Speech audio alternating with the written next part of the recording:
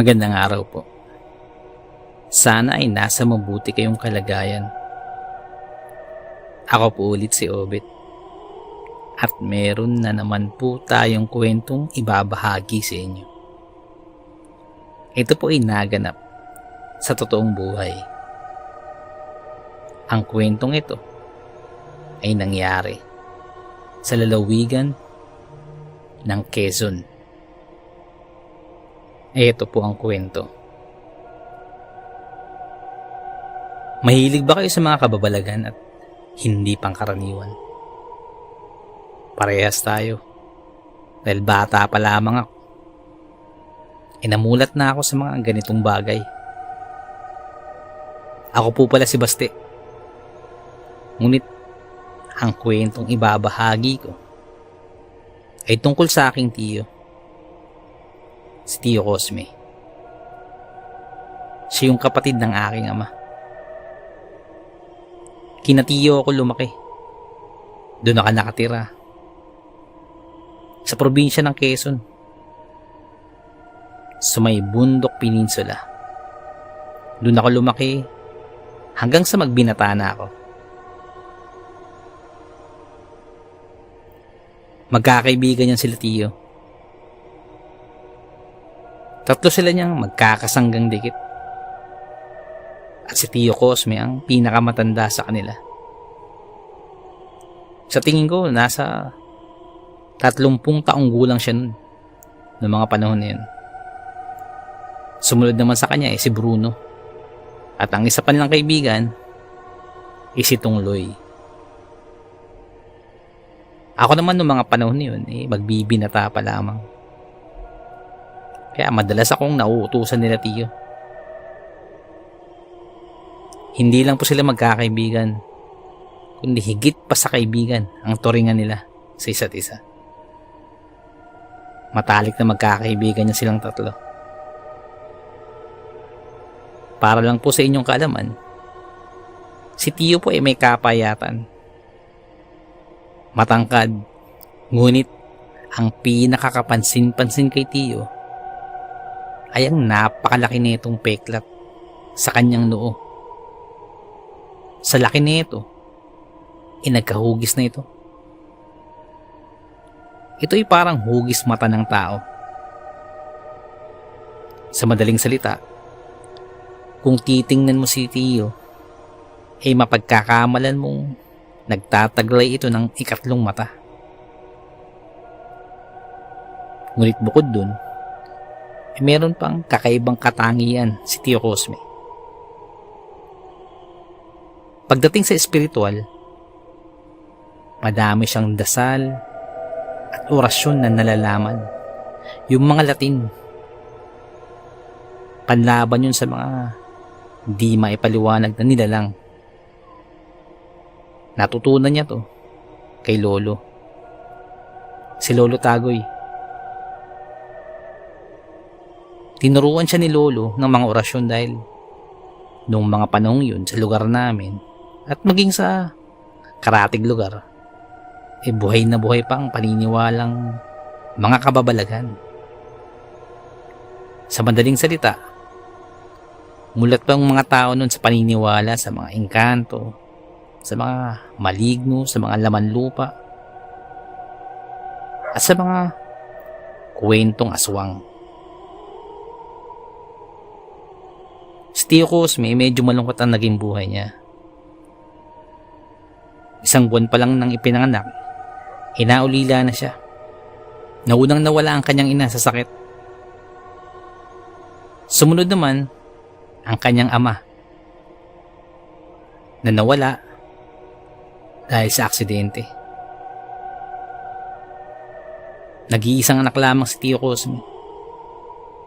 Kaya lumaki ito kay Lolo Tagoy.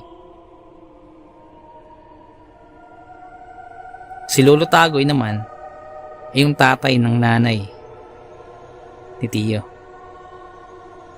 Si Lolo ay bisa sa mga orasyon o karunungang lihim laban sa mga kakaibang nilalang. Pero hindi nang gagamot si Lolo. Ninais lamang nitong mamuhay na tahimik sa kabila ng kakayahan nito. Na kahit manggamot kaya nito.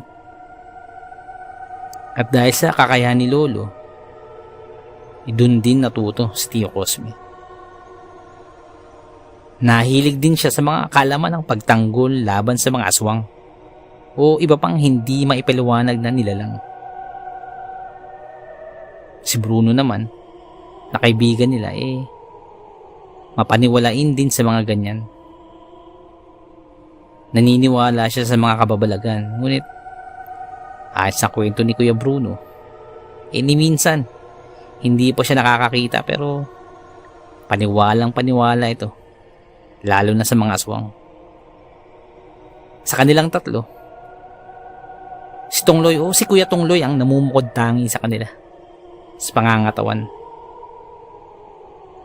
Lobo ang katawan nito, pandak, at ang ulo ay parang ipinatong na bola.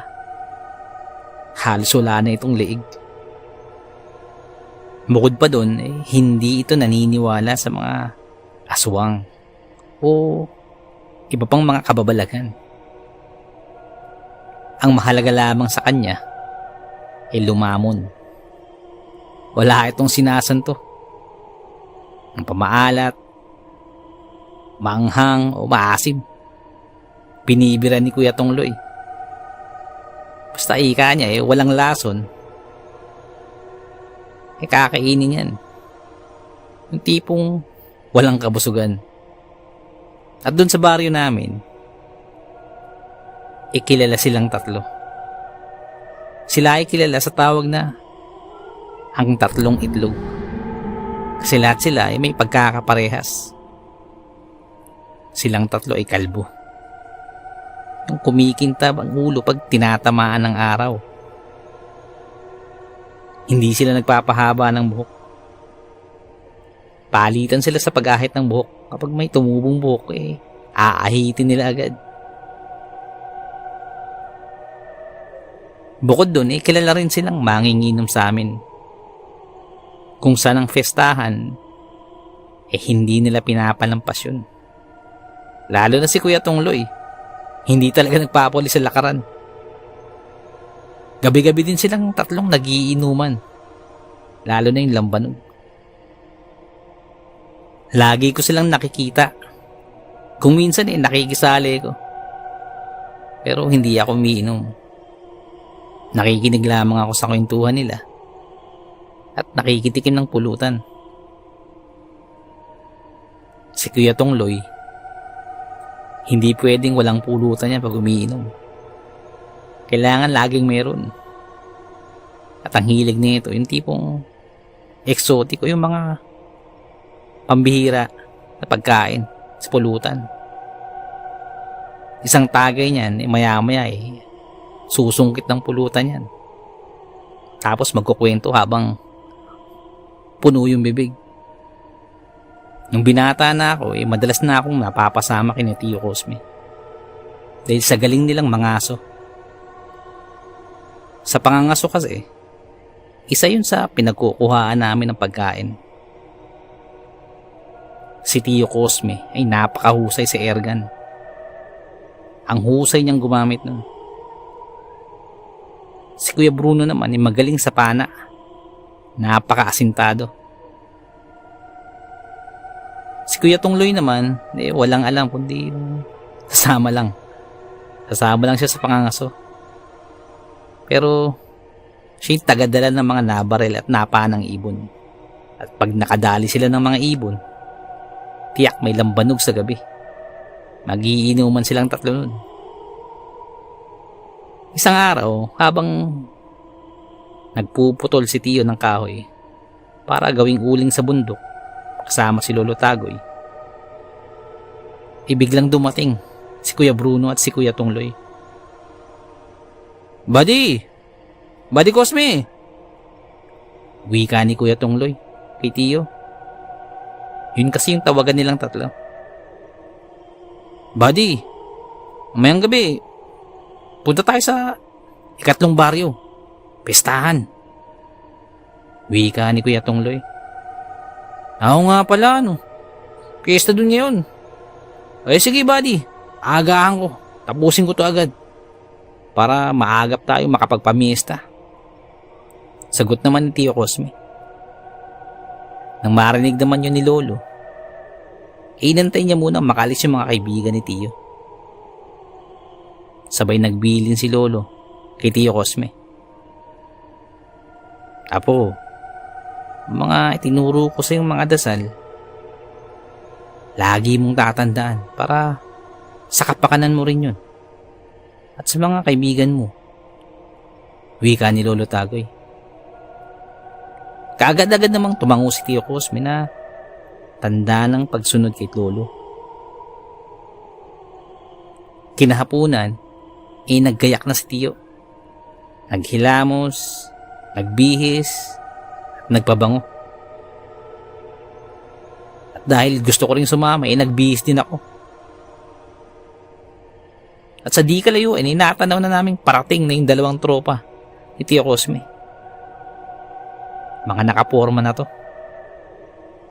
Pagkadating nila, ay agad naman na kaming nagpaalam kay Lolo Tagoy.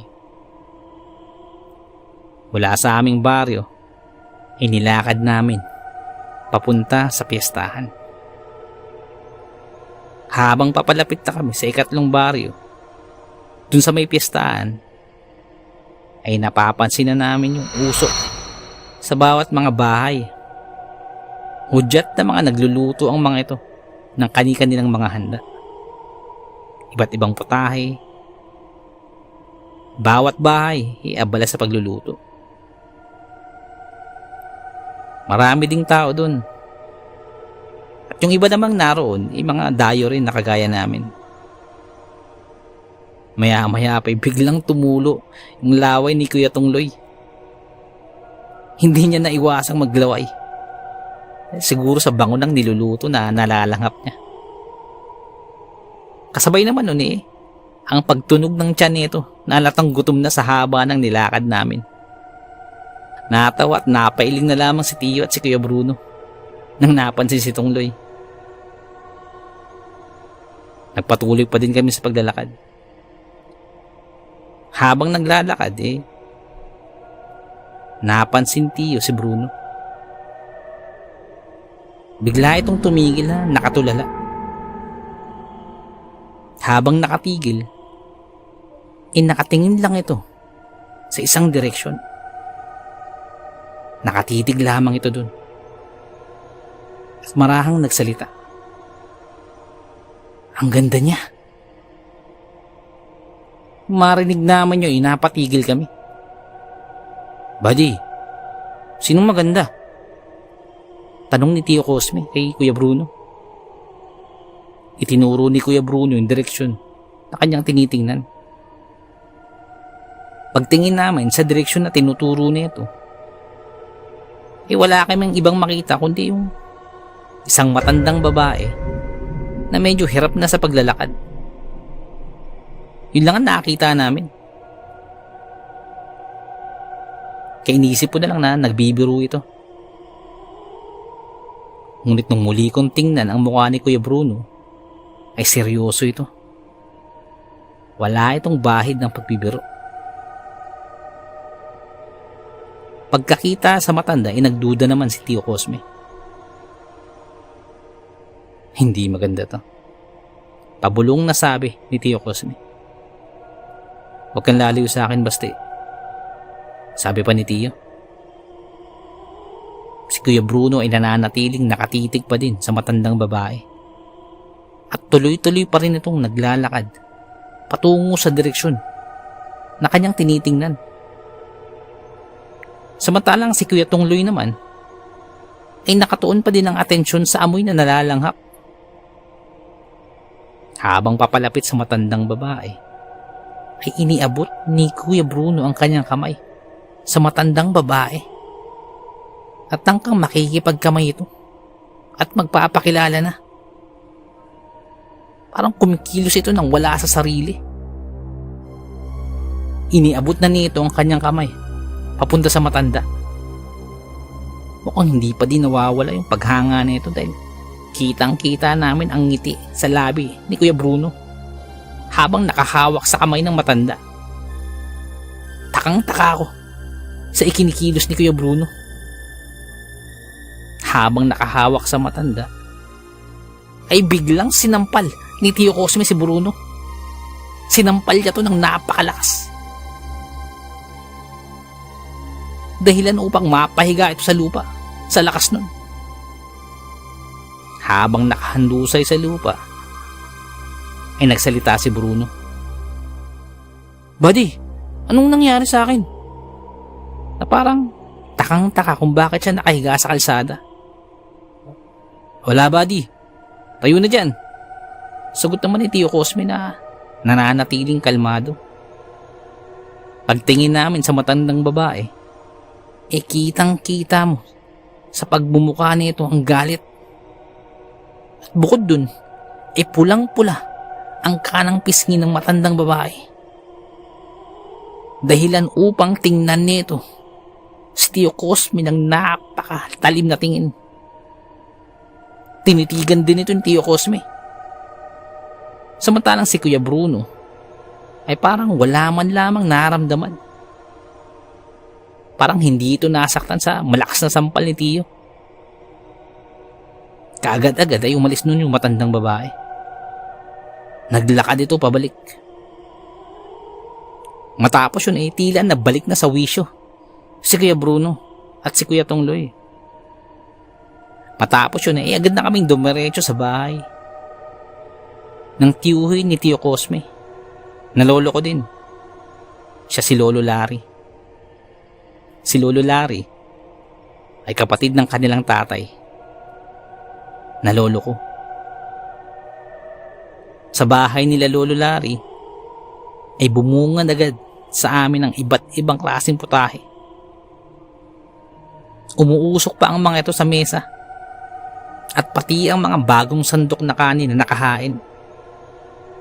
Naglaway lalo si Kuya Tongloy nung pagkakita nun. Bago kumain, nagmano muna kami kay Lolo Larry at sa asawa na itong si Lola Celia. O sige, kumain na kayo. At mamaya mag-iinuman na tayo. Alok naman ni Lolo Larry. Habang kumakain, maya-maya pa, nagdatingan na yung iba pang bisita ni Lolo Larry. Lingid sa aming kaalaman na mayroon pa palang inimbitang ibang grupo, si Lolo. 7 kalalakihan sa aking bilang. At lahat sila, pawang mga may edad na. Sila yung mga bisita ni Lolo Larry. Habang kumakain ng 7 matatanda, agad nakapukaw ng aking pansin yung isa sa kanila. Dahil parang sa kilos nito siya parang namumuno o yung parang leader nila. Kakaibang dating nito para sa akin dahil nakakita ko kung paano nito tinitigan sila Tio Cosme, Kuya Bruno at Kuya Tongloy na parang iniisa-isa. Na parang meron itong hindi magandang gagawin. Kaya naisip kong sabihin ito kay Tio Cosme. Nang akma ko nang sasabihin ito kay Tio Cosme, nakatingin din pala ito sa matanda na yon. Tila napansin niya din. Parang hindi lang nagpapahalata si Tio Cosme. Ilang sandali pa, habang ngumunguya yung matandang lalaki na yun ng karne, biglang gumuhit sa bibig nito ang kakaibang ngiti.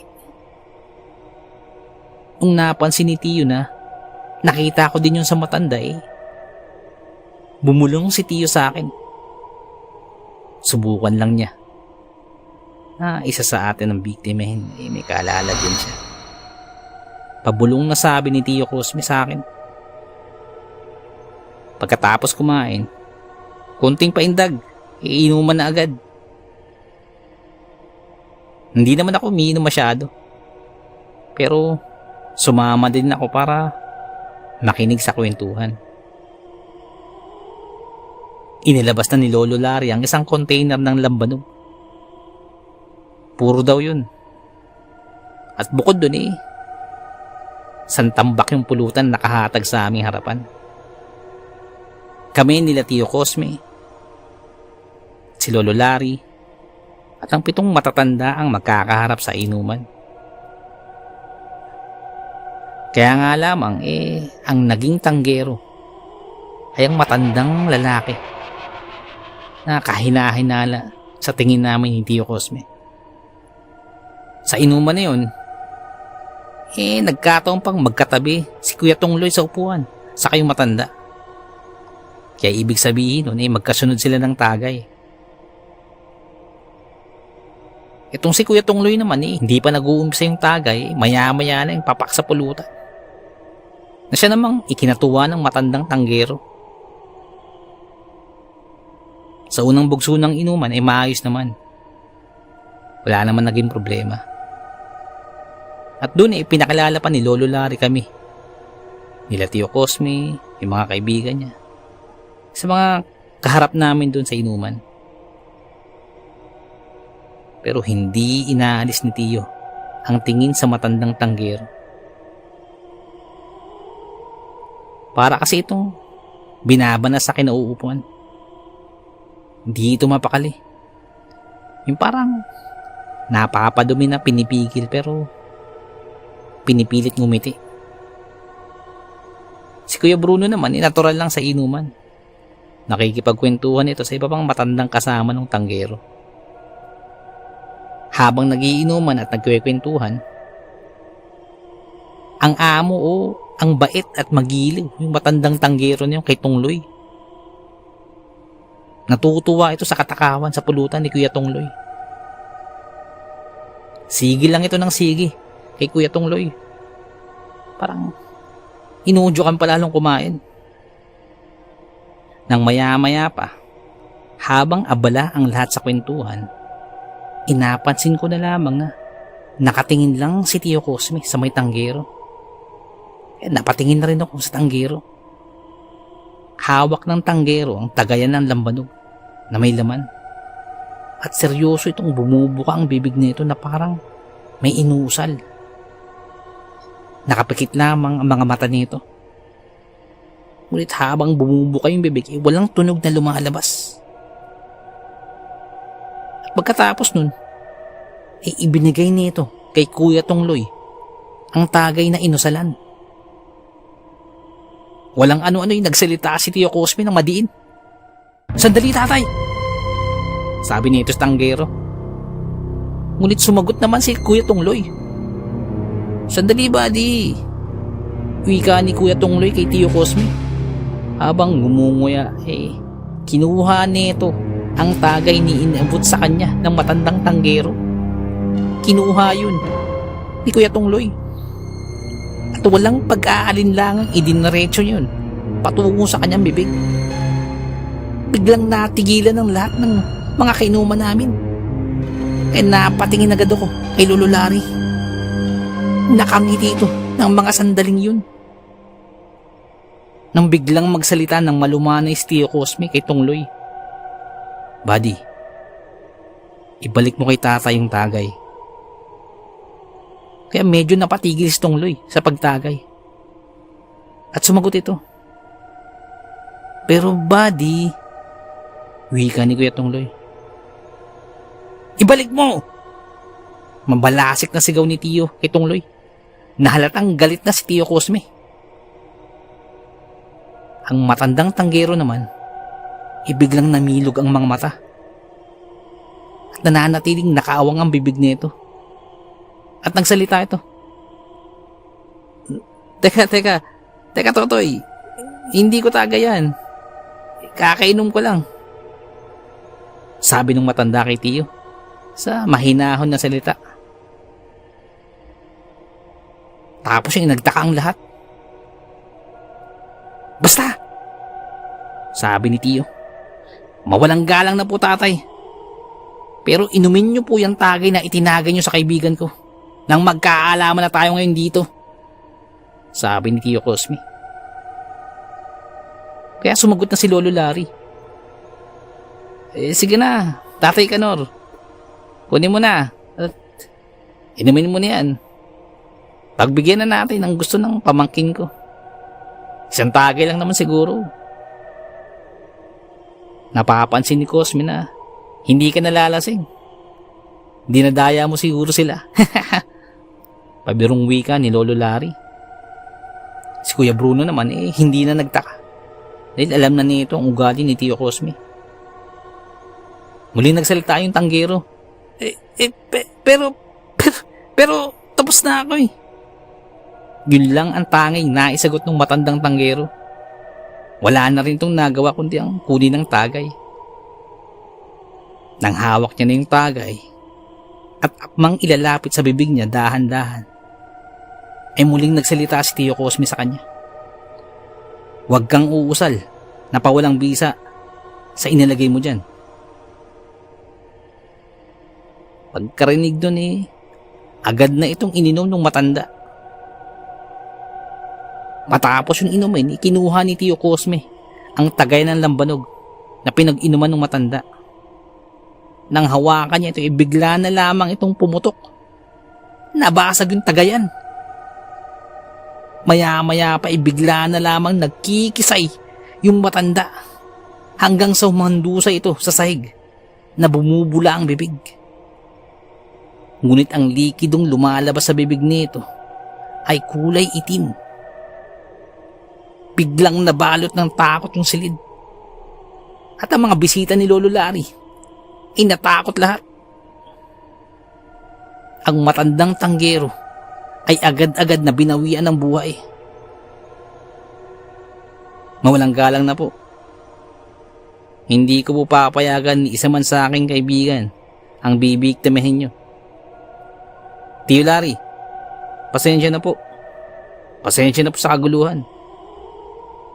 Sabi naman ni Tio Cosme. Subalit imbis na magalit si Lolo Larry, nakangiti ito. Kaya nakatingin lang sa kanya si Tio Cosme. Maya-maya pa nagsalita si Lolo Larry. Pinlano ko ang lahat. Alam kong mangyayari ito. Tama nga si Tagoy. Nang marinig yun ni Tio Cosme, nagulat siya.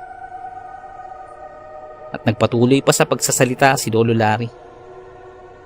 Ikaw ang papalit kay Tagoy sa lolo mo. Ikaw ang papalit, Cosme. Matagal na naming balak uksain ang matandang yan. Siya ang tanyag na manglalason. Pero sadyang maingat ito. Tiwala kami kanina sa inuman dahil andito ka. Yung 6 na kasama niya, mga pinsan niya yun.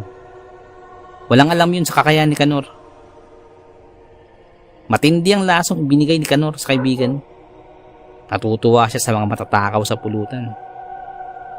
Subalit, mas matindi ang balik nun sa kanya. Nang inumin niya yung sariling orasyon niya, may lason. Hindi niya magagamot yun. Sabi pa ni Lolo Larry. Matapos yun, unti-unti nagsimpuntahan sa bahay ni Lolo Larry ang kanilang mga kabaryo na baka sa muka ang tagumpay sa plano. Kaya kinumagahan, umuwi din kami sa aming baryo. Ngunit bago kami umuwi, pinabaunan pa kami ni Lolo Larry ng mga handa. Siyempre, mas madaming dala si Kuya Tongloy. Kaya napailing na lang ulit yung dalawang kaibigan nito. Alang kadala-dala. Wika nung magkakaibigan. Matapos basbasan muna ni Lolo Larry ang pinabaon sa amin. Habang tinatahak namin ang daan pauwi, nagbiglang habang tinatahak namin ang daan pauwi, biglang nagsalita si Kuya Bruno kay Tio. Buddy, ang astig ng ginawa mo nun sa inuman kagabi. Salamat buddy Kung hindi dahil sa'yo, baka pinaglalamayan yan si Tongloy. Naku, wala yun buddy. Ginawa ko lang sa tingin ko tama. Sagot naman ni Tio Cosme. Sumagot naman si Tongloy. Baka nagkataon lang yun. Baka inatake lang sa puso yung matandang tanggero dahil sa katakawan din sa karne. Nang marinig yun ni Tio Cosme at ni Kuya Bruno, ay nagkatinginan na lamang sila at nagtawanan na lang habang kami naglalakad pa uwi. Parang wala lang kay Tungloy yung nangyari. Parang hindi pa rin talaga siya naniniwala sa mga lason-lason na yan. Lingid sa aming kalaman, bago pa man kami makauwi sa aming baryo, ay pumutok na yung usap-usapan sa nangyari sa piyestahan doon kay Lolo Larry. Sa ginawang pagsupi ni Tio sa tanyag na maglalason na si Tatay Kanor o Mang Kanor. Dahil maliban sa amin, ay may iba rin kami mga kabaryo na nakipiesta doon.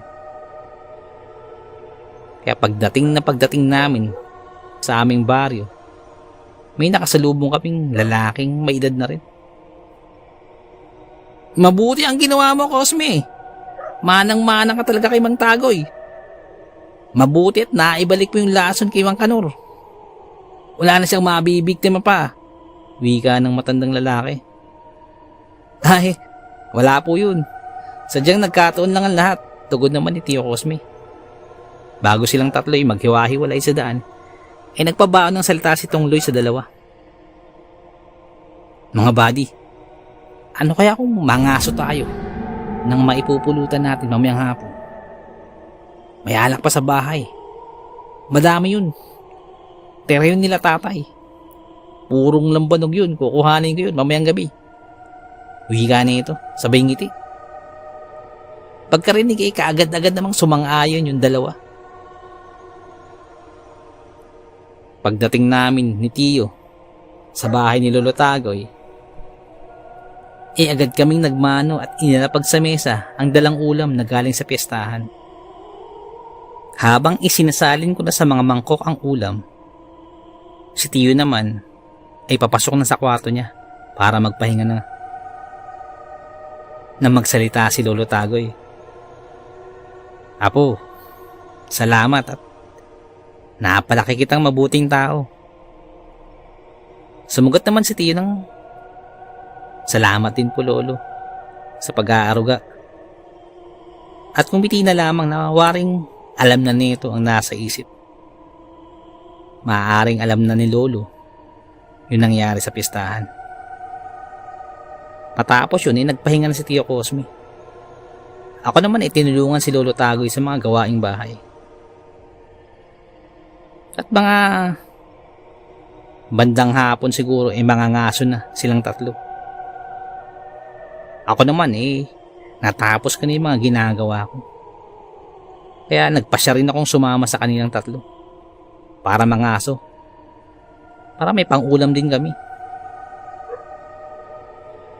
Kanina pa lamang alauna ay nililinis na ni Tio Cosme yung airgun niya o yung debomba na kung saan batikan talaga to sa paggamit. Habang naglilinis ay may biglang tumawag kay Tio, yung dalawang kaibigan niya. Si Bruno ay may daladalang pana at madami itong dalang reserbang pana rin. Si Tungloy naman ay may dalang-dalang tali para kung makakuha sila ng may pupulutan at syempre ulam hindi na sila manghanap pa ng panali. At saka siya rin yung magiging tagabitbit ng mga mahuhuli nila. Kaya sumama ako sa kanila. Matapos yun nagpaalam na kami kay Lolo Tagoy. Ngunit bago pa kami umalis meron itong binilin. Wag na wag kayong mangahas dun sa kaduluduluhan ng gubat. Madaming hayop dun. Pero iwasan nyo ang magawi dun. Delinkwente ang bundok na yun, sabi ni Lolo. Ang ibig pong sabihin ay may mga naninirahan dun na hindi kagaya namin. Agad naman kaming tumalima sa bili ni Lolo Tagoy at saka umalis. Makalipas ang halos 1 oras na paglalakad, nasa bundok na kami nun. at naghahanap ng mahuhuli. Noong mga sandaling yun, halos wala kaming makitang pwedeng barilin o panain na hayop. Kung meron man kaming makita, mga malilit na ibon. Kung may malaki man, napakailap naman. Napakahirap mga sunong mga oras niyo. Siguro, hindi lang kami nangangaso sa lugar niyo. Kundi may iba pang taga-baryo, kaya siguro ganun. Maya-maya pa nagsalita si Kuya Tongloy. Ang baho! Wika nito na halos masok-asokan na. Kami naman ay naamoy na din yun. At napakabaho nga talaga. Agad naming sinipat ang pinanggagalingan ng mabahong amoy. Maya-maya pa may mga nakita kami. Mga nabubulok na bitukan ng isda, manok at iba pang hayop. Hindi lang 2 o 3, kung di madami. Malamang bitag to para sa bayawak. Yun kasi ang mapisang pain sa bayawak. Mga nabubulok na bitukan ng hayop. Kaya napabulalas na lamang si Tio Cosme. Kaya pala mabaho dito, sabi nito. Nagpatuloy pa kami sa paghahanap ng pwedeng mahuli. Nang may makita si Kuya Tongloy. Ayun! May malaking usa! Wika nito. Sabay dukot sa malaking bulsa. Ay baon pala tong 3 biskwit. Subalit bago pa man namin ito makita ng lubusan, ay agad na kaming naramdaman ng usa at tumakbo ito ng napakabilis. Agad naman namin itong hinabol. Ngunit sa sobrang bilis nito ay hindi na namin ito natanaw pa. Matapos iyon, ay nagpahinga muna kami dahil hingal na hingal kami sa paghahabol sa usa. Nang sandali pa ay nakaramdam na kami ng gutom. Kaya naisip nilang kainin ng tag-iisang balot na biskwit na baon-baon ni Kuya Tongloy. At doon kami malapit sa ilog, pumwesto. Doon muna kami nagpahinga para makainom na din ng tubig. Pagkadating doon agad kaming uminom sa ilog na yun. Nang makapagpahinga pa ng konti, isa ka pa lamang napagtanto nila Tio na nasa dulo na pala kami ng gubat. Dun sa ipinagbibilin ni Lolo Tagoy. Bagya kaming naglakad-lakad at hinanap namin ang daan na pinanggalingan namin kanina. Habang naglalakad, sumusunod lamang ako kina Tio Cosme. Nang walang ano-ano biglang binunot ni Kuya Bruno ang kanyang pana. 4 na magkakasunod ang kanyang pinakawalan. Napakabilis ng kilos nito. At nang marinig ito ni Tio Cosme at Kuya Tongloy, napalangon sila kay Kuya Bruno. Si Kuya Bruno naman ay sumigaw, "Yari ka na!"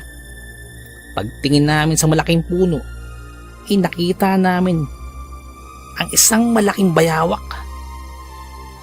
Nakatusok sa kanyang ulo ang isang pana.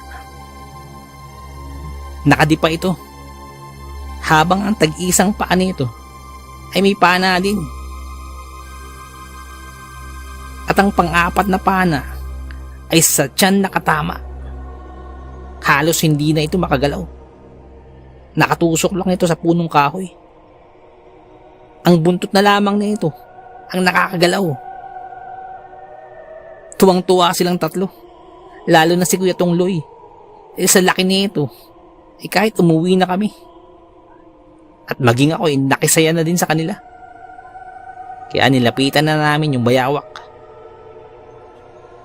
At nang papalapit na kami sa puno kung saan andun yung napanang bayawak, na parang biglang kumaluskos ng malakas. Dun banda sa may damuhan. Parang bigla itong tumakbo papalayo na parang nagulat. Hanggang sa mawala na lamang ang tunog nito. Ngunit hindi yun binagyang pansin nila Tio Cosme. Marahil inisip na lang nila na baka kasama yun ng bayawak na nahuli na. Kaya nagpatuloy kami sa paglapit. Habang si Kuya Tongloy ay tumatakbo pa sa sobrang saya. Nang bubunutin na nila yung pana sa magkabilang paa nito para itali, ay nahirapan pa si Kuya Tongloy sa pagbunot pagkat matindi ang pagkakabaon nito sa puno. Nagtulungan si Kuya Tongloy at si Kuya Bruno sa pagbunot. Samantalang nakaantabay kami ni Tio Cosme para magtali sa mga paa nito. Nang mabunot na ay nagwika si Kuya Tongloy na, "Yari ka sa akin mamaya. Aadobohin muna kita ng kating-kati sa toyo. Sa katitirahin ng purong gata ng nyug at dudurugan ng siling labuyo." Dahil doon ay nagkatawanan kami. Sa kanilang tatlo, si Kuya Tongloy ang tagaluto nila. Sa bawat mahuhuli nilang hayop, ay siya talaga yung nagluluto. Dahil pagdating sa larangan ng pagluluto, ay Kulele at si Tuyo, at saka si Kuya Bruno. Kumapalag-palag pa yung bayawak nang hinawakan ito ni Kuya Tongloy. Nang biglang matigilan si Tio Cosme. Napalingon sa kanya yung dalawa. Agad tinitigan ni Tio Cosme ng malinaw ang bunganga ng bayawak. May napansin siyang mga balahibong manok o balahibo ng malaking ibon. Parang biglang nakaramdam si Tio ng kakaiba. Nang mapansin niyang iba ito sa pangkaraniwang bayawak. Dahil nasa bibig nito ay parang may nilapa itong manok o di kaya ibon. Habang nakikiramdam si Tio Cosme, ay pinagmamasdan niyang maigi yung bayawak. Kasabay din sinusuri nito ang lugar kung saan nakarinig ng pagkaluskos kanina. Matapos yun ay agad niya yung pinuntahan. At hinawi yung talahib na kung saan ito narinig kanina. Pagkahawi ay biglang bumulagta sa aming harapan ang isang manok na wala ng buhay. Butas ang dibdib nito na wala ng laman loob. Nagkalat ang mga balahibo nito. Habang nakikita namin ng mga yun, ay tahimik lamang si Kuya Bruno at si Kuya Tongloy. Tahimik lang sila habang pinagmamasan si Tio Cosme. At tinitingnan lang may pagtataka. Habang hawak-hawak nila yung bayawak, ay lumapit sa amin ng mga to. At nakita rin nila ang nangyari sa manok dun sa talahiban. Dahan-dahan ay idinampid ni Tio Cosme ang kanyang kamay sa talahiban at nag-usal ito ng orasyon. Ilang sandali pa ay nagsalita ito. "Umalis na tayo dito ngayon din. Ang bayawak na yan, pakawalan nyo na yan," sabi ni Tio Cosme na may halong pagkataranta ang kanyang boses. Sinabayan naman yun ng paglaki at pagbilog ng mga mata ni Kuya Tongloy at Kuya Bruno na halatang nagulat at nangihinayang sa bayawak na pwede na naming iuwi at pwede nang ipulutan. "Hindi pwede ba, di? Sayang to. Hindi lang pulutan pwede natin gawin dito. Pwede pa nating maghati-hatian ng karne nito at iulam," sabi ni Kuya Tongloy. Agad naman sumagot si Tio. "Hindi yan pangkaraniwang bayawak lang. May nagmamay-ari dyan. Ikapapahamak natin yan. Bagay na ayoko mangyari sa atin. Isa man sa atin ang kumain yan, ay may sumpa ang karne niyan," sabi pa ni Tio Cosme. Si Bruno naman, palibasa naniniwala ito sa mga ganyan at naniniwala sa kakayahan ni Tio. pinagsabihan din si Kuya Tongloy. Buddy, tama si Buddy Cosme. Hindi mo ba alam minsan kanyang niligtas sa tiyak na kamatayan sa piyesta? Nung sandaling yun, nagtatalo-talo na silang tatlo. Sa bagay, pangkaraniwan lang naman yun sa mga magkakaibigan.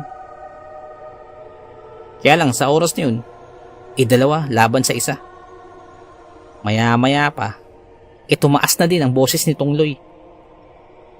Kung ayaw nyo, akin na lang to. Ako ang magkakatay at magluluto na ito. Mamaya pag minom tayo, huwag kayong mamumunutan na ito ah. Galit na wika na ito sa dalawa. Nang biglang may pumukaw sa atensyon ni Tio Cosme. At napansin ko nagsitayuan ang mga balahibo ni Tio. Kaya nagsalita ito bigla. Bilisan nyo. Ay paparating. Sige na. Dalhin nyo na yan. Tayo na. Kaya kahit ayaw ni Tio Cosme at ni Bruno, dinala pa rin namin yung bayawak. Agad na namin tinahak ang daan pabalik. At tumatakbo kami pabalik. Tagan nararamdaman ko yung takot dahil pati si Tio Cosme, damang-dama yung takot. Habang tumatakbo pabalik, nagsalita pang muli si Tio. Nabilisan pa daw namin ang pagtakbo. Ramdam raw ni Tio na malakas ang aurang paparating. At ramdam niyang hindi niya ito kaya. Kaya halos magkasugat-sugat na yung pa ako kakatakbo nun. Pero tumatakbo pa din kami. Si Kuya Tongloy naman baliwala yung pagod. Kahit pa bit-bit niya yung malaking bayawak. Tuloy-tuloy yung pagtakbo namin pabalik. Pababa ng bundok. Halos madapa-dapa na ako kakatakbo. Panay hinga lang inabot namin. Hanggang tuluyan naming makita ang patag na lugar. Sinyalis na nasa ligtas na lugar na kami. Nang tanungin ko si Tio Cosme, hindi na rin niya nararamdaman yung presensya ng humahabol. Simula nung makalabas kami sa dulong gubat na yun. At doon pa lamang ako nakahinga ng maluwag. At dahil sa takot na pagalitan kami ni Lolo Tagoy, diretso na kami sa kubo nila Kuya Tongloy. Tiyempo naman na wala doon yung mga kapatid at magulang na ito. Dumalo daw sa kasalan sa bayan. At mga 2 araw o 3 pa yung uwi. Yung bahay ni Kuya Tongloy sa likuran ng bakod ay paanan na ng bundok. Kaya walang nakakita sa daladala naming bayawak. Habang nasa loob kami ng bakuran nila Kuya Tongloy, doon muna kami tumuloy sa kubo na palagi nilang pinag-iinuman. Si Kuya Tongloy naman ay pumasok muna sa kanilang bahay. May distansya din kasi yung bahay nila mula sa kubo. Ngunit nasa loob lamang ito ng kanilang bakuran. Habang wala pa si Kuya Tongloy ay sinamantala na ni Tio ang pagkakataong paalalahanan kami na kahit anong mangyari wag na wag kakainan yung pulutan. Ni kaunti. Agad naman naming silang ayunan. Pero si Buddy Tongloy, paano siya Buddy? Tanong ni Kuya Bruno. Nagpakawala naman ng malalim na buntong hininga si Tio Cosme. Ayoko magtalo kami. Nag-iisip ako ng paraan para hindi niya makata yung bayawak. At pag nakain niya yun, ni kahit konti, hindi ako sigurado sa mangyayari pero tingin ko unti-unting mabubuhay sa katawan niya yung sumpa. May posibilidad na maging bayawak din siya. Yung humahabol sa atin kanina, isang malakas na aswang yun. Siya yung may-ari ng bayawak na yan. Teka, asan yung bayawak? Andito lang yung kanina. Wika ni Tio Cosme. Kaya hinanap naman yung bayawak. Palingalinga kami. Nagkatinginan silang dalawa. At agad tinahak ang umuusok sa kusina nila Kuya Tongloy. Pagbukas nila ng pinto ng kusina, ay tumambad sa kanilang harapan si Kuya Tungloy ay nagpapakulo ng tubig dun sa may kawali.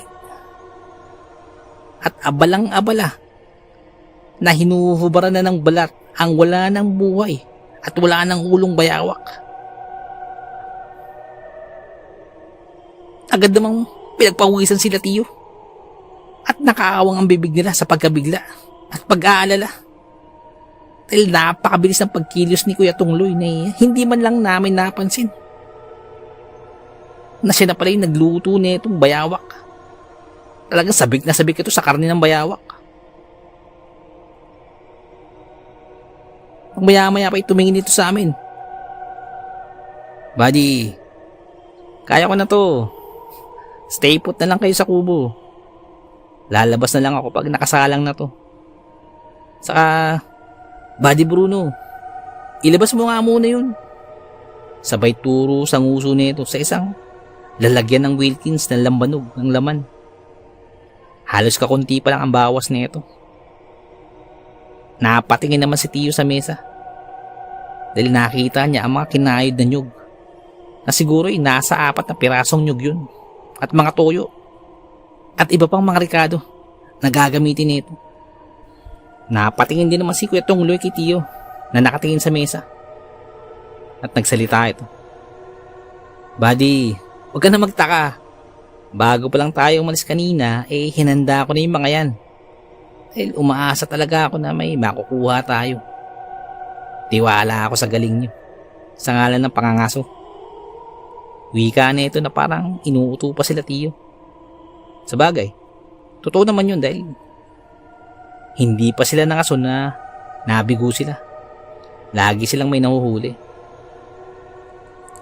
Kaya wala nang nagawa sila Tio Cosme at si Kuya Bruno. Lumabas na lamang kami habang daladala yung Wilkins na lambanog.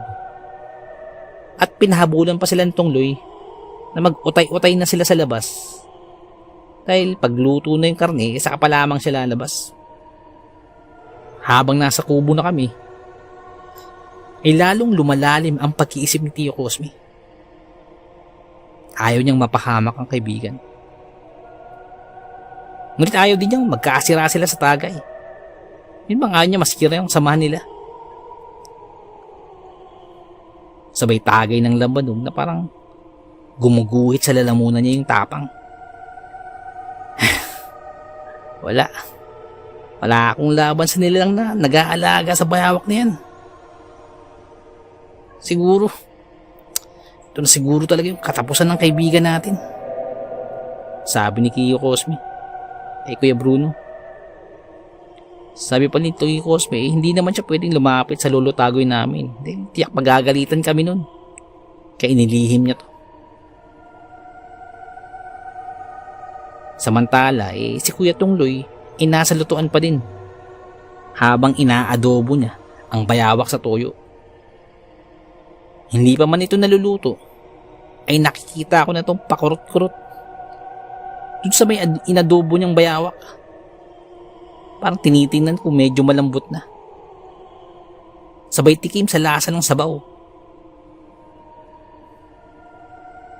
At nang tuluyan nang natuyo yung katas ng toyo at katas ng karneng bayawak, ibinuhusan niya na ito ng purong gata at saka pinahinaan ng apoy. At saka pumunta na sa kubo kung nasaan kami habang padila-dila pa ito. Ang dumating sa kubo si Kuya Tungloy, tumagay agad ito. Puno sa tagayan, sabay dukot sa malalim ng bulsa ng sigarilyo. Sinde, hit-hit, at sabay lapag sa mesa ng isang kaang sigarilyo. Sabay nagsalita naman si Tiyo sa kanya. Buddy, ano man ang mangyari sa'yo, hindi kita pababayaan. Nang marinig yun, ay biglang napatawa naman si Kuya Tungloy. Ano ka ba, buddy? Di ako naniniwala sa mga sinasabi mo. Kung yun ngang nalason na pinaniniwalaan nyo dati, hindi ako naniniwala dun. Yung matandang tanggero na yun, inatake yun sa puso. Kaya, di ako naniniwala sa mga kababalagan na yan. Walang mangyayari sa akin. Pangako. Kung meron man, labas kayo dun. Sabi pa ni Kuya Tungloy. Nang mailatag na ni Kuya Tungloy ang karning naglalapot ang gata at namumula sa sili, umupo na ito at nakipag-inuman na. Gaya ng dati, mas marami ang pulutan nito kaysa sa tagay. Sina Tio at Bruno naman, tamang tagay at yosi lang. Iniiwasan nila ang pulutang bayawak. Kahit pa inaalok sila ni Kuya Tungloy na makilang ulit. Nang kasarapan na, napansin ni Tio Cosme na parang natatakam si Kuya Bruno sa pulutang bayawak. At akmang dadakot na ito. Di agad siyang tinawag ni Tio Cosme. Napaiktad naman ito. Parang agad na unawaan ang kanilang usapan. Nang malasing na si Kuya Tungloy, nagpaalam na itong magpapahinga. At siya lang din ang halos nakaubos sa pulutan. Nang magpaalam ito, pumasok na ito sa kanilang bahay. Agad ko naman itong tinulungan makarating sa kwarto. At sila Tio naman, kaagad-agad pumunta sa kusina. Hindi na sila tumagay ng oras na yun. At agad pinahukay kami ni Tio. Agad naman kami naghukay. At nang makapaghukay na ng ayos sa gusto ni Tio Cosme, ay ibinaon dun lahat ng karning bayawak na pinulutan kanina. Maging yung mga nasa kusina nila Kuya Tungloy, kinuha din. At inusalan ni Tio upang subukang labanan ang sumpa at hindi na maisakatuparan ang nakaambang panganib kay Kuya Tungloy. Ilang araw lang ang lumipas at may mga kapansin-pansin ng pagbabago kay Kuya Tungloy. Nanghihina na ito, namamayat at nangingitim. Tuwing gabi, nawawala daw ito sa kanilang bahay at bumabalik ito mga madaling araw na. At namang sandaling yun ay hindi na ito naliligo. Nagiging masangsang na ang amoy nito. Nang malaman ito ni Tio Cosme, nanlumo ito. Naisip niya na hindi kinaya ng usal niyang orasyon ang sumpa. Awang-awa ito sa kalagayan ni Kuya Tungloy. Ilang araw pa ang lumipas, narinig ni Tio na nag-uusap si Mang Isko, Mang Omar at Mang Kulas. Mga kabaryo namin to at mga bihasang mambibitag ng bayawak. Pasimpleng pinakinggan ito ni Tio Cosme habang nag-uusap yung tatlo.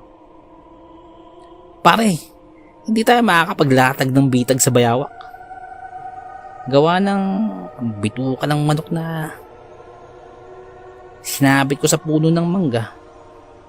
Nung tiningnan ko ulit kanina, wala na. Walang ya. Naunahan na ata ako ng bayawak. Wika ni Mang Isko. Nagad namang ipinagtaka din ng dalawang kasamaan nitong mangangaso na ayon sa kanila na ganun din ang nangyari sa mga binulok nilang bitukang isda. Mga nangawala din. Kaya nagtawanan na lang ang mga ito. At nagwikang matakaw ang bayawak na yun. At iyaan na lang. At madadali din daw nila. Sabay nagtawanan ulit. Habang naghahalakakan sila, si Tio Cosme naman halos maluha-luha sa awa at lungkot sa mga narinig dun mula sa tatlong yun. Naisip niya na wala na siyang magawa. Tuluyan na atang magiging taong bayawak si Tungloy na siyang kapalit sa bayawak na kinain nito. Habang nagbumuni-muni si Tio, ay naninigarilyo ito sa tindahan ni Aling Luming. Tulala si Tio Cosme. Ilang sandali pa, ay nagulat kami dahil humahango si Kuya Bruno na tinatawag si Tio. Sumisinghap-singhap pa si Kuya Bruno na agad nagwika. Buddy, alam mo na yung nangyari? Alam mo na yung nangyari kay Buddy Tungloy? Nasa ospital siya ngayon. Nakahuli daw ng tatay niya. Nakain-kain yung bulok na daga. Pero Buddy Cosme, hindi ako naniniwala na si mismong Buddy Tungloy yung nakita nila. Hindi pa man na itutuloy ni Bruno ang salitang yun, ay inilabas na ni Tio mula sa isang plastic na lalagyan ang nabubulok na bituka ng manok. Malalaman natin mamaya, Buddy, kung totoo nga o hindi ang sinasabi nila. Sabi ni Tio Cosme. Kayong dalawa, samahan niyo ako mamayang gabi, sabi sa amin ni Tio Cosme. Isasabit natin ang bituka ng manok na to sa gilid ng bakod nila, Tungloy. Magmatsyag tayo. Bagamat hindi ito ganun kabulok na bulok, ay malansa to. Malalaman natin mamaya kung si Buddy Tungloy ay unti-unti nang inaangkin ng katauhan ng nag-aalaga ng bayawak. At sa tingin ko, hindi ko kakayanin ang lakas ng nilalang na yun. Nabigo na ako nung una, sabi pa ni Tio Cosme. Kinagabihan din, nag-abang kaming tatlo sa damuhan, sa labas ng bakod nila Tungloy. At doon din namin sinabit ang malalansang bituka ng manok. Buddy, wala pang nalabas sa bahay nila Buddy Tungloy, wika ni Bruno. Huwag kang mainip. Magantay lang tayo at magbansyag, sabi naman Tio Cosme. Ilang saglit pa, dun sa kusinang pintuan nila Tungloy, kasabay ng liwanag ng ilawan, ay may anino kaming napansin. Pagewang-gewang na anino ng tao na parang gumagapang. May kalakihan ito at may katabaan. Nang tuluyan na itong nakalabas ng pintuan, ay hindi napigilan ni Bruno na magulat. Kilala namin ang anino. Walang kaduda-dudang si Tungloy yun. Ngunit nakadapa na ito na parang bayawak. Hindi naman ito nag-anyong bayawak, pero ang asal nito ay asal na parang sa bayawak. Labas-masok ang dila nito na para din sa bayawak. Paamoy mo ito sa paligid, nakagaya ng sa bayawak. At agad pinuntirya ang pain naming bituka ng manok. Nang makita ito ni Bruno, sabi nito, Buddy, anong nangyari sa'yo? Agad namang bumulong si Tio Cosme kay Bruno. Bukas ng umaga, may pag-asa pa tayo, Buddy.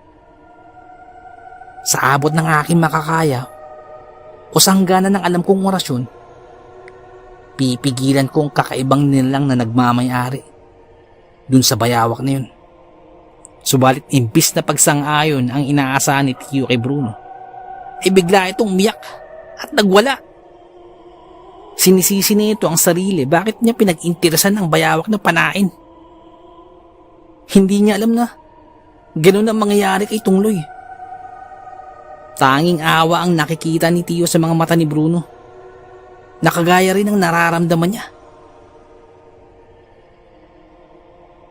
Bukas na bukas, Buddy, puntahan natin ang ikahuling bundok, sabi nito kay Bruno. At kasabay nagwika sa sariling, Lolo Tagoy, patawad po. Udyat ng paglabag niyang muli sa bili ni Lolo. Muli akong sumama sa kanilang dalawa Nagpunta muli kami sa pinagbabawal na bundok, gaya ng dati. Dala-dala pa rin nila yung airgun ni Tio at pana kay Bruno. Hindi para mangaso, kundi para makiusap at magmakawa sa nilalang na nagmamayari sa bayawak. Sumama din ako dahil kasama nila ako nung nahuli yung bayawak. Pagpasok muli namin sa huling bundok, nagtataka kami ni Bruno sa ikinikilos naman ni Tio Cosme. Kasi bawat talahibang dinadaanan namin ay sadyang isinasayad ni Tio ang kanyang mga palad na walang hawak sa talahiban at umuusal ito. At habang umusal ay tumitingala ng tumitingala. Napansin din namin ang mga markang X sa mga puno rito. Dito sa pinagbabawal na bahagi, yung mga puno, maliit man o malaki, ay may mga markang X na kulay pula. Patuloy pa rin kami sa paglalakad sa dulong bahagi na yun ng bundok, nang biglang tumigil si Tio Cosme at lumuhod. Pakiwari ko, nasa kaligitnaan na kami ng dulong bahagi na yun. Maya-maya pa ay nagsalitaan na si Tio Cosme. Ito na po ang huling orasyon ng alam ko. Sana po mapagbigyan mo ang orasyong pagsusuma mo, na sana'y ibalik niyo ang isa sa pinakamamahal kong kaibigan. Labas ang litid ni Tio Cosme kakasigaw. Agad itong nag-erosyon muli at itinukod sa lupa ang airgun. Kasunod nun ay dumakot ito ng lupa at inamoy. Sabay wika, andito na siya. Maganda kayo. Nang biglang humangin ng napakalakas, humahapay ang mga punong nakapaligid sa amin. Akala mo may ipo-ipo. Hindi ko malaman ang gagawin ko. At inaantay ko na lamang kung anong magiging hudyat ni Tio. Napaupo na kami sa lakas ng hangin. Ang biglang lumabas ang isang matandang babae. Parang pamilyar yung matandang babae na yun. Siya din yung babaeng nakita ni Kuya Bruno sa piyesta. Doon yung kina Lolo Larry. Siya yung babaeng maganda sa paningin ni Bruno. Nagwika ang matandang babae. Huli na, para sa kaibigan niyo ang lahat. Mabuti pang umuwi na kayo. Di naman nagpatinag si Tio Cosme. Maaari bang ako na lamang ang kunin yung kapalit sumpang para sa kaibigan ko? Mas nanaisin kong maging alipin mo at maniniwala ako sa iyo kaysa kaibigan kong walang muwang sa mga kagaya nyo. Magmamakawang tugon ni Tio Cosme. Naikanagalit naman ni Kuya Bruno. Nang marinig niya yun, ay agad itong sumagod. Buddy, hindi pwede yan! Muli niya naman sumagot yung matandang babae. Maaring hindi, maaring pwede. At bigla-bigla ay nagpalit ng wangis yung matandang babae. Nag-ibang itsura nito. Hugis tao pa naman, ngunit nag-iba na ang kulay ng balat nito. At nagtataglay na ito ng mapupula at nanlilisik na mga mata. Nakakatakot ang itsura nito. Nanlilisik ito kung makatingin. At kasabay nun ay naghabaan ang mga kuko nito. At nag-iba na din ang tindig. Parang anumang oras ay susugod ito at susunggapan na kami. Labis-labis na takot ang nararamdaman ko ng mga oras na yun. Ngunit nananatili ako sa likod nila Tio. Nang biglang tumayo si Kuya Bruno at sunod-sunod na nagpakawala ng pana. Halos lahat ng dala niyang reserba ay pinakawalan niya. Gigil na gigil ito. Ngunit tila ay baliwala lamang ito sa nilalang na yun, na hindi man lamang ito natamaan.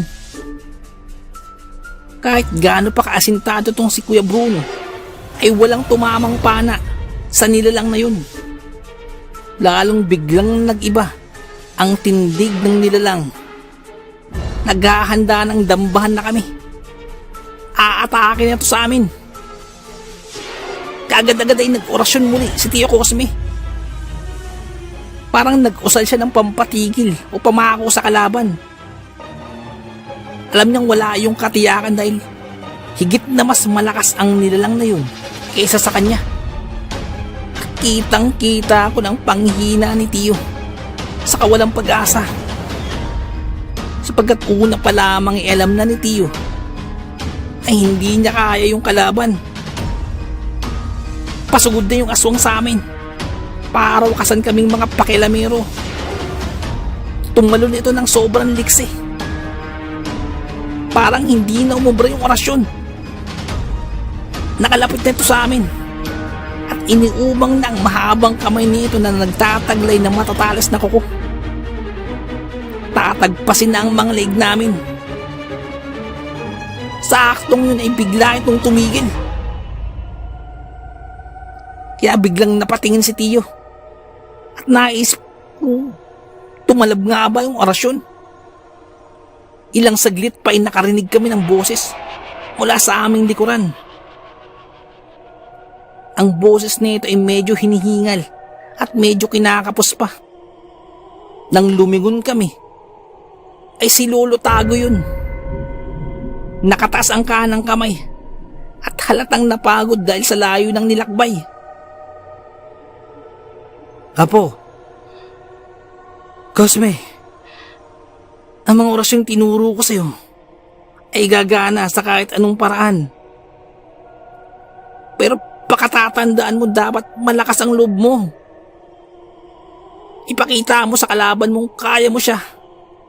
Kahit pang totoo'y nangihina ka na. Tagoy, nagsalita yung matandang babae. At nagbalik na ito sa dati niyang itsura. Nakatayo lamang ito. Na halos kasing idaran lang ni Lolo Tagoy. Trining, wika naman ni Lolo Tagoy. May usapan tayo. Hindi ako manggagamot. Kahit madami pa akong alam sa panggagamot. Madami akong gustong gamutin, subalit tinanggihan ko kahit masakit sa loob ko. Kasi yun ang ating usapan. Sabi ni Lolo Tagoy. Pero lumabis ka. Mga apo ko pa ang gusto mong biktimahin. At maging mga kaibigan niya pa. Lumagpas ka sa usapan natin, Trining. Wika ni Lolo. Pinatay nila ang alaga akong bayawak. May kakibat na sumpa yun.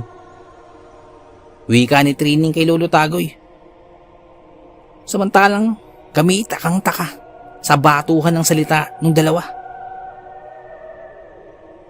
Walang muwang, walang alam ang kaibigan ng apo ko sa lahat. Wala siyang kasalanan. Pwede ka namang maghanap ng ibang alaga na pwedeng maging tagahanap ng pagkain mo.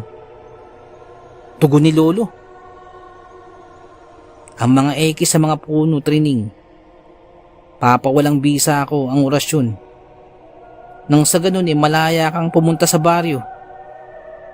Pero wag kang kakain ng tao dahil si Cosme ang papalit sa akin na siyang susupil sa'yo. Sabi pa ni Lolo. Nang matapos yun ay unti-unti nagbago ang aura ng matanda. At humingi ito ng patawad kay Lolo Tagoy. Samantalang si Tio Cosme ay takang-taka pa din, maging kami. Kakaiba ka pala, Lolo. Mas nagka-interest pa ako sa iyong mag-aral ng orasyon ngayon. Dahil alam kong madami pa akong hindi nalalaman tungkol sa iyo, Lo. Wika ni Tio Cosme. Ikaw lang, Apo. Wala nang iba. Kayo lang mga apo ko. Ang mga kaibigan mo. At ikaw ay magiging tanyag sa lugar na to. At si Tungloy, sa pagkakataong ito, ay natitiyak kong kapareho na ng saloobin ninyo. Kagad-agad ay bumalik kami sa aming baryo. Pagkabalik namin sa kubo ni Lolo Tagoy, ay andun na si Kuya Tongloy. Naghihintay na ito. At malayo pa lamang kami, ay kumikislap na ang mga mata nito. Bago pa man sila magkaharap-harap, ay agad silang dalawang niyakap na ito at humagulgol sa pag-iyak si Kuya Tongloy. Sising-sisi ito sa kanyang nagawa at parang hingi ng tawad sa kanila. At nagpasalamat sa amin sa ginawang pagsagip sa kanya, lalo na kay Tio Cosme at kay Lolo Tagoy. Bagamat tinanggihan daw siyang gamutin, ay nag-ahon nito sa huling bundok para gumaling siya. Yung pagkakaibigan ng tatlong itlog ay tumagal pa. Paglaon naging alalay ni Tio Cosme, sila Kuya Bruno at si Kuya Tongloy. Napakahiwaga ng ating mundong ginagalawan. Napakaraming bagay ang mahirap ipaliwanag, pero nagaganap. Hanggang dito na lamang po. Salamat po sa pakikinig. Magandang araw po. Nais ko lamang pong magpasalamat sa lahat ng sumusuporta, sa lahat po ng ating subscribers, sa ating 6,500 subscribers. So maraming salamat po sa mga silent listeners. Maraming salamat po. At pasensya na po at naantala ang ating pag-upload nitong mga nakaraang araw, pero bawi po tayo. Nais ko lamang pong i-shoutout sila Vida and Vidura mula po kay Ma'am Rosary Hayaratne. Shoutout po sa inyo. Shoutout po sa Ferolino family dyan po sa Mondragon, Northern Samar. Kamusta po kayong lahat dyan? Shoutout po ito ay mula po kay Boss Jamir Ferolino. Shoutout po sa inyo, boss. Shoutout din po kay Boss Jesse Francisco. Sa family po, boss, maraming salamat po. Shoutout po sa inyo. Shoutout din po kay Boss Raymond Aluntaga. Shoutout po sa iyo, boss. Shoutout din po sa Guanzon family dyan po sa Rome, Italy. Ang shoutout po nito ay mula po kay Ma'am Narsley Guanzon. Maraming salamat po. Shoutout din po sa Sarol family. Ang shoutout po nito ay mula po kay Ma'am Leila G. Shoutout po sa inyo. Shoutout din po kay Boss Owen and Ma'am Sarah Official sa vlog po nila. Owen and Sarah Official, may time po kayo, bisita rin po sa vlogs po nila. Shoutout din po kay Boss Ethan, Andy and family. May time po kayo, bisita rin po sa vlogs po nila, Ethan, Andy and family. Shoutout din po kay Boss Diggy and George. Shoutout po sa inyo, boss. May time po kayo, bisita rin po kayo. Shoutout din po kay Boss James Channel. Shoutout po sa inyo, boss. Shoutout din po kay Boss Rochelle Abiliar. Maraming salamat po. Shoutout din po kay Bakayot Ako Pero Rakista. And shoutout din po sa Story Hikes of Totski. May time po kayo, bisita rin po kayo sa channel po ni Boss Bakayot Ako Pero Rakista at Story Hikes of Totski. And shoutout din po kay Boss Red. Channel po niya yung Red Rosal at yung Kambal ni Red Rosal. May time po kayo, bisita rin po sa channel po ni Boss Red. Shoutout din po sa channel po ni Tenzin Shaiya TV. May time po kayo, bisita rin po kayo Tenzin Shaiya TV. Shoutout din po kay Boss Keso Creepy Cheesecake, yung channel po niya, isa po sa magaling naming female narrator. May time po kayo, bisita rin po kayo Creepy Cheesecake po. Shoutout din po kay Boss Dimples Yumi. Shoutout po sa inyo, boss. Kay Ma'am Aubrey Delgado, sa husband nyo po, sa family po, maraming salamat po. Shoutout din po kay Ma'am Charmaine Saneo, maraming salamat po. Shoutout din po kay Ashira Ashlyn B. Molino Ash. Shoutout po sa inyo, boss. Shoutout din po kay Boss Ryan Noy. Shoutout po. Shoutout din po kay Ma'am Christy Harm. Ingat po kayo dyan sa Hamburg, Germany. Shoutout din po kay Boss Edward Malilin. Boss, shoutout po sa inyo. Shoutout din po kay Boss Serenade Jakalan, shoutout po sa inyo. Kay Chagox, boss, shoutout po. Kay Boss Queenie, shoutout po sa inyo, boss. Kay Ma'am Robina Dairo, shoutout po sa inyo. Shoutout din po kay Boss Choco Fudge. Shoutout din po kay Ma'am Godeline Villaruel. Shoutout din po kay Tata Estong, Nestor Bauyon. Ingat po kayo dyan sa London. Maraming salamat po. Shoutout din po kay Boss Bobby Gonzales at kay Boss Ricky Gonzales. Boss, maraming salamat po sa inyo. Shoutout po sa inyo.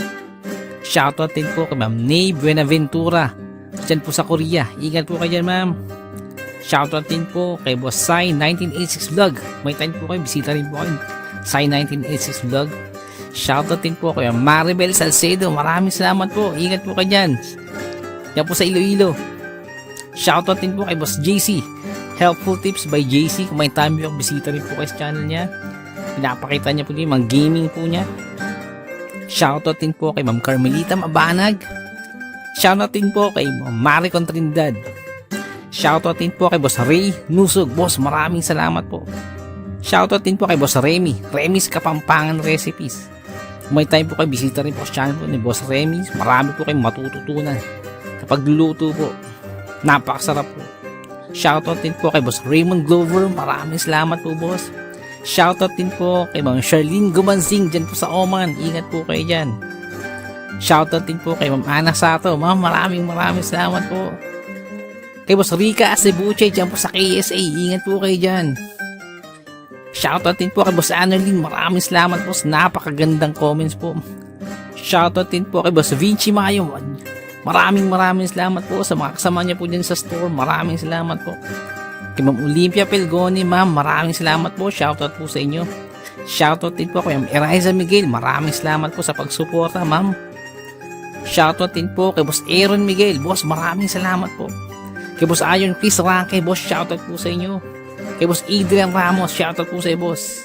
Kay Boss Abner Alos, shoutout po sa iyo, boss. Kay Boss Wences 666, shoutout po sa iyo, boss. Kay June Mark De La Rosa Talon, shoutout po sa iyo, boss. Kay Ma'am Rose Olalia, shoutout po sa inyo, ma'am. Kay Ma'am Lawrence Kamaklang, shoutout po sa inyo. Kay Elaine Almera, shoutout po sa inyo, boss. Boss Best Mads, shoutout po sa inyo, boss. Kay Ma'am Maria Lizelle Baro, shoutout po sa inyo. Kay Ma'am Ledesma Marcinski, shoutout po sa inyo. Kay Ma'am Ellen Loquias, shoutout po sa inyo, ma'am. Kay Ma'am Lira Stan, shoutout po sa inyo. Kay Ma'am Mary Asilar, shoutout po sa inyo. Ingat po kayo dyan sa London. Shoutout din po kay Boss Darkab PH, isa po sa magaling naming narrator. May time po kayo, bisita rin po sa channel niya. Shoutout din po kay Ma'am Estrella Jimenez. Ma'am, ingat po kayo dyan sa daughters niyo po. Shoutout po sa inyo dyan sa Hong Kong. Shoutout din po kay Boss Chris Lobrigo dyan po sa Imaginative. Ingat po kayo dyan. Shoutout din po kay Boss Jason Alano dyan po sa Happy House Donut. Napakasarap po ng donut na ito. Lalo na po dyan yung branch nila sa Dasma. Shoutout po sa inyo dyan. Shoutout din po kay Amor Guevara. Maraming salamat po. Shoutout din po kay Boss Faren Kwentong Captain Kokak, isa po sa magaling naming narrator. May time po kayo, bisita rin po kayo. Kwentong Captain Kokak. Shoutout din po kay Boss John Rainier Zacate. Maraming salamat po.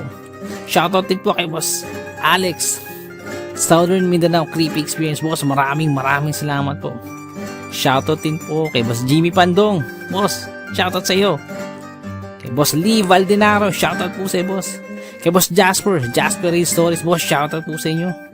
Kay Boss Yuan Feyan, boss, shoutout po. Kay Ma'am Elena Jimenez, ma'am, maraming salamat po.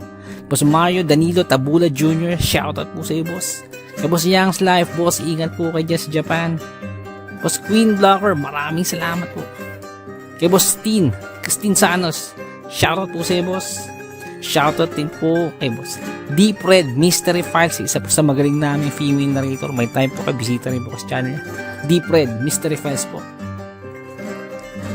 Shoutout din po kay Kilabot Channel, kay Ate Doris, isa po sa magaling namin female narrator. May time po kayo, bisita na po sa channel niya. Kilabot Channel po.